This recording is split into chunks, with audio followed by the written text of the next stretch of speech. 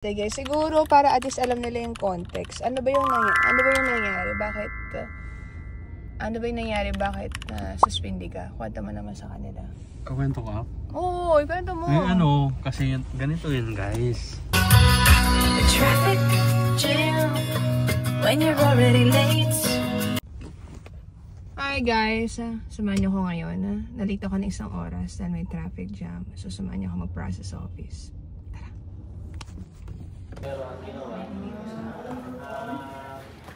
Promise you yung trust. Para hindi ma-miss, no? Baka biglang masayang. Okay? O, yan. Sit. Tapos sige, pang-next natin ito. Dahan-dahan lang, mensa. Isa lang muna.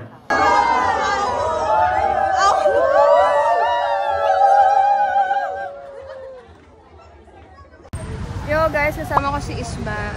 Unplug ka na? Malapit na.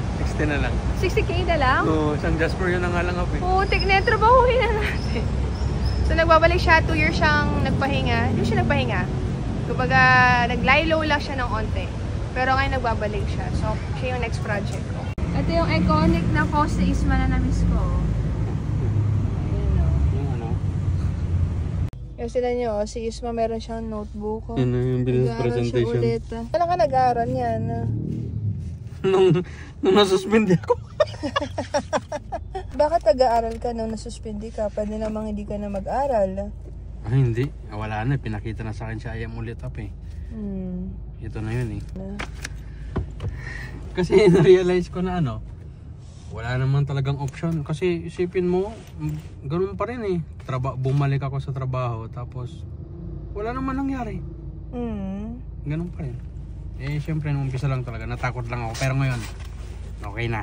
Yes. Mabalik na yung dating ako. Kung paano ako nag-start dati. At ngayon, syempre, hindi na ako nahihiya. Okay na. Natanggal na yung ko. Yung, kasi at least. Yung hiya mo dahil walang hiya ka na. Ganun. Sarap lang. Sige, siguro para at least alam nila yung context. Ano ba yung nangyari? Bakit suspindi ka? Kwento mo naman sa kanila. Kakwento ka? Oo, ikwento mo. Kasi ganito yun, guys. Nakakapanglumo lang kasi syempre akala mo yun na yung mo sa IAM, sa networking, binigyan ka na ng ng siksik-liglig at umaapaw. Totoo Kumikita ka na, diba? Kumikita ka na. Kumikita na ako. Oo, may sasakyan na ako. May mga leaders na ako sa iba't ibang bansa. Dito sa Pilipinas, okay na eh. Tapos biglang nag 7.9 magnitude na lindol. Nilindol ni Lord. Sabi niya, subukan ko nga to.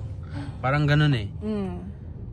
Nagbigay siya ng sobrang laking problema, yung talagang kasalanan ko. So, namin ko yung kasalanan ko kasi syempre na parang naging greedy ako sa pera nun eh. Yung parang gusto ko pang dagdagan. Kasi ano ginawa mo nun? Naglalaro ako sa online. Alam mo na yun, online chuchu. Yun. Tapos syempre nawaldas ko yung pera talaga, nagastos ko pati yung sa mga sa mga downlines ko, yung ibang pera nagamit ko. Yun, pinagsisihan ko talaga yun. At talagang walang lihim na hindi nabubunyag sa totoo lang. Kumbaga lahat yun mabubunyag, lahat yun, kumbaga sisingilin ka sa bandang huli, mas masakit pala. Sobrang sakit, yung parang mababaliw ka na. Meron ng times na gusto ko nang tumalon sa sa building, dun sa Abida Up. Kasi ang daming gumugulo sa isip ko. Ang daming tumatawag. Hindi ko alam kung ano yung mga tumatawag. Pero yun, syempre lesson learned talaga. Yun, kaya nagpahinga ako sa IAM.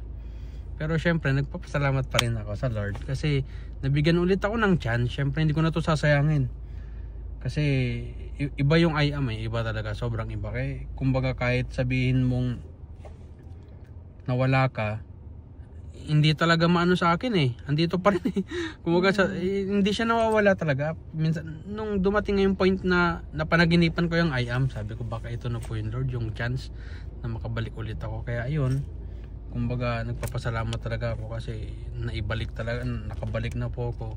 At syempre ito, pagbubutihin ko talaga to. Kumbaga ito yung second chance na hindi na talaga mauulit. Wala nang third, ay mahirap na pag third. Second chance lang wala. Pag third Pag chance third, yan, tanggal ka na sa wala na. kumpanya. Wala. Wala na. Terminated ka na. Gawin din talaga natin. Naniniwala naman ako na na kaya ko pa rin ulit gawin yung nagawa namin dati. Well, sabi nga ni Kong, pinagbayaran mo na, di ba? So, tapos na yun. Ngayon, hataw na tayo ulit, bangon na ulit. Gusto ko lang mag-full time up eh. Ano? Wait lang, ikaw naman ako sa na nangyari. Ganito yon. Tumakas ako, nag-training, face to face. Tapos kinabukasan, pagbalik ko, suspended na pala ako. Isang 1 week. Para sa inyo sila. RS. Kain. Oh, sarap, sarap. Masaya men si Isma kasi maraming mga babae siya makikita mamaya. So bukod sa may activity tayo na may challenge tayo sa mga boxes. Ano tayo, picture, send ko kay ano. Yeah! Sabihin niyo puro puro boobs tayo makikita daw niya mamaya. Hindi, send ko nga sa ex niya. Wala nung nag-break kayo, nag-quit na ng IM, di na rin nagparakita eh. Message naman. Wala ka? Sabi ko ang sarap ng sawa, parang Lucky Me na beef. Lucky Me beef. Hindi, masarap naman. Sobrang sarap. Ito po kami ngayon sa Original Paris. Pero kami another challenge ngayon abangan. So this time, hindi na kami dalawa, 4 na kami. Si Isma, ako, si Meter Bridge, tsaka si Meter Pats. Ito? 599 only. Oy, Hermes to. Yung friend mong Unisex yan, unisex. Sige, straight up. Yung magaling sa sales, so huwag kayong basta-basta tatabi sa magaling sa sales. Anong mga flavor? Saan yung patakin? I-add ko nga kayo sa Facebook. Anong ad sa Facebook? Bibili ka dyan.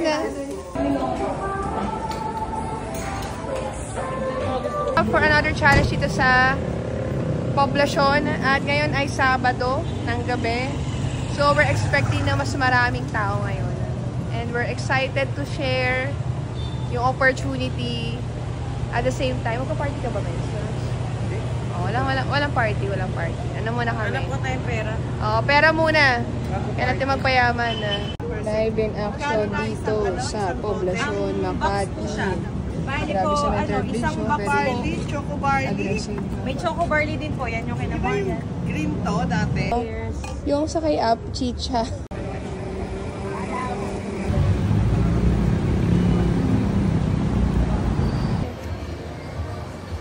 Hi guys! So dahil ngayon marami kami na-approach, dahil namin nakausap, at sa kata ng paa namin, we decided na to party.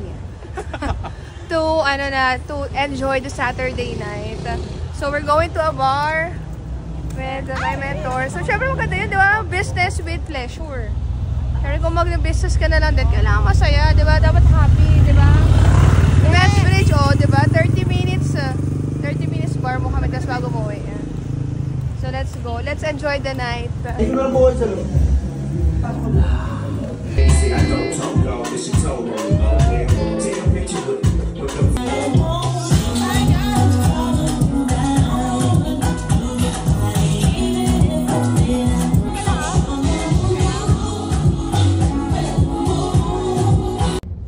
Ayan, so far, ano yung pinaka-nagustuhan mo? Pinaka-nagustuhan ko, syempre nakapaghatak ulit ng tao, di ba? Nakaka-excite pa ulit. Keep sharing lang, huwag ka talaga mahihiya kasi hindi ka naman kilala ng mga tao pala eh. Correct ka. Ba't ka mahihiya? Saka na di ba? Baka nga, isbesos na kayo magkikita sa buong buhay mo eh. Siguro mga 5 beses yata ako na no. Pero okay lang. Ako nga, ang dami kanina eh. Ganun pala talaga kumbaga kapag ayaw, Ready tayo ng next. outfit, t-shirt. Correct. Some will join, some will not. So what next? Ayun.